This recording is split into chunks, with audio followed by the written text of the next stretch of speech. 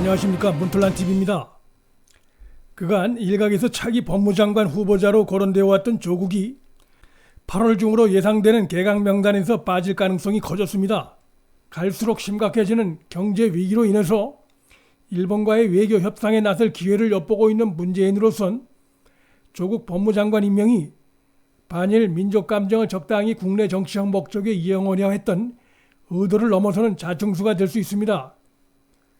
조국은 최근 며칠 사이에만 자신의 반일 선동 주장은 물론 비슷한 내용의 다른 사람들의 게시물까지 포함해 30여 건의 글을 자신의 SNS에 올리면서 자신이 마치 문재인 정권 내 반일의 상징적인 인물인 양 발광이나 다름없는 행세를 해왔습니다.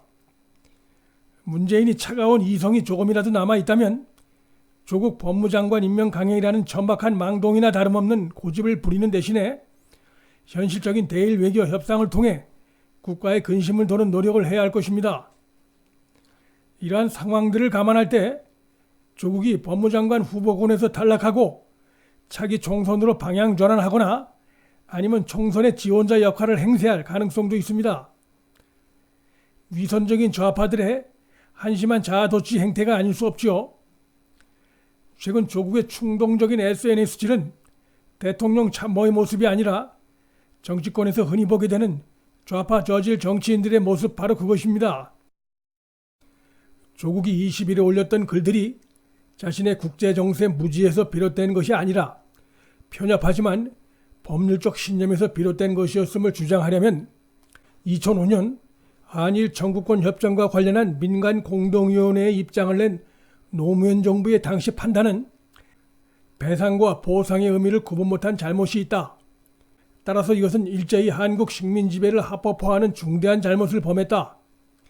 당시 공동위원장이었던 이해찬, 또 위원으로 참여했던 문재인 모두 역사적 책임이 있다라고 주장했어야 합니다.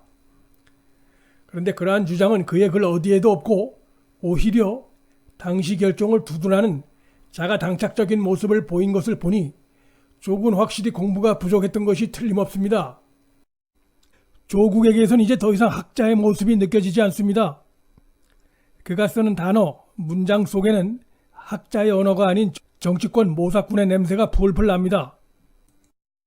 거미줄보다 복잡하게 얽혀있는 한일 경제관계를 애국이냐 이적이냐로 단순 구분하는 조국의 주장은 대포보다 더 효율적인 외교라는 단어가 쏙 빠져 있습니다.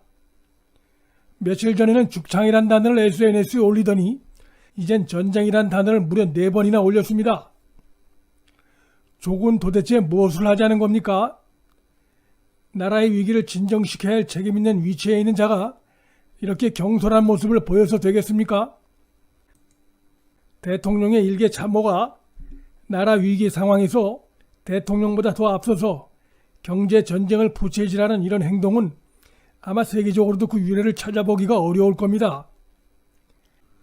조국이 SNS에서 하는 선동질 내용의 수준은 집권 여당인 더불어민주당에서 나오는 내용과 비슷하거나 어떤 면에선 더 자극적입니다. 집권 여당과 청와대 참모의 역할이 뒤바뀐 모습이 아닐 수 없습니다. 하긴 문정권에서 뒤죽박죽이 아닌 것이 없는 상황이긴 하지만 말입니다. 조국은 이날 SNS에서 대한민국의 의사와 무관하게 경제전쟁이 발발했다고 했습니다. 조국의 표현이 참 교활하기 짝이 없습니다. 대한민국의 의사라는 게 그 기준이 뭡니까? 대통령의 의사를 말하는 겁니까? 아니면 국민 대다수의 의사를 말하는 겁니까? 그것도 아니면 더불어민주당 지지층을 말하는 겁니까? 조국은 솔직하지 못합니다. 자신의 주군인 문재인의 반일 감정 외교에 책임이 있다는 것은 쏙 빼고 이런 식으로 기준도 모호한 대한민국의 의사라는 표현을 갖다 쓴 거 아니겠습니까? 조국 씨, 대한민국 의사까지 거창하게 들먹일 필요가 없습니다.